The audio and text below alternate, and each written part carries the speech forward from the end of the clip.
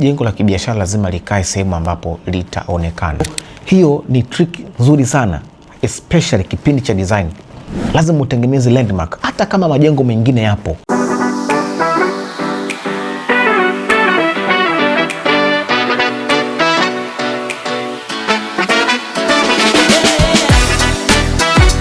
Poor visibility ni sababu mojawapo ambayo inachangia kwa kiasi kikubwa sana majengo ya kibiashara yasilete wateja na watu kukosa income na biashara kufa, kwa sababu kuwa invisible, kuonekana.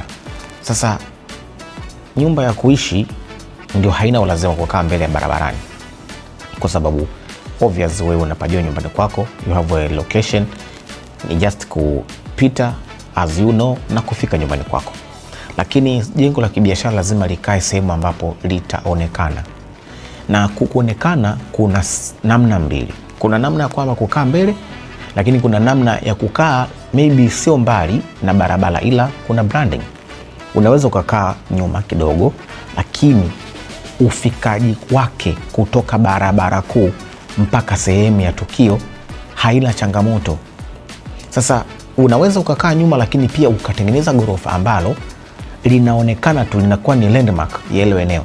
Kwa mfano na hoteli, maybe hoteli yako unaitengeneza mazingira ambayo litakuwa ni landmark ambayo inaonekana hata ukiwa mbali. Lakini vile vile unaweza ukawa mbele, lakini namna ulivyojibrand, ulivyoiweka jengo lako kuanzia design yake ilivyokaa inaonekana hata ukiwa mbali. So hiyo ni trick nzuri sana, especially kipindi cha design. Lazima utengeneze landmark hata kama majengo mengine yapo, lakini wewe tengeneza kitu cha tofauti ambacho watajua wewe. Hata kama umejenga mwaka 2026 lakini wenzako walijenga miaka ya nyuma, utakachokijenga kitakuwa landmark ya hilo eneo. Sasa huko ndiko kuongelea kwa invisibility, ambapo tunaongelea kwenye swala la kibiashara. Lakini one of the my customer ambaye tulimfanyia design,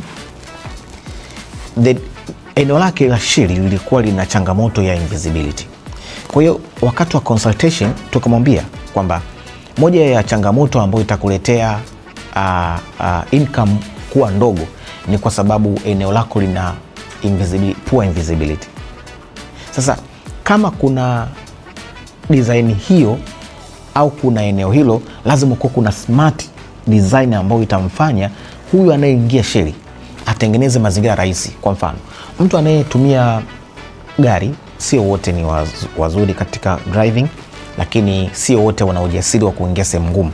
Sasa uwezi kumtengenezea mazingira magumu mteja kuingia katika sehemu ya kibiashara.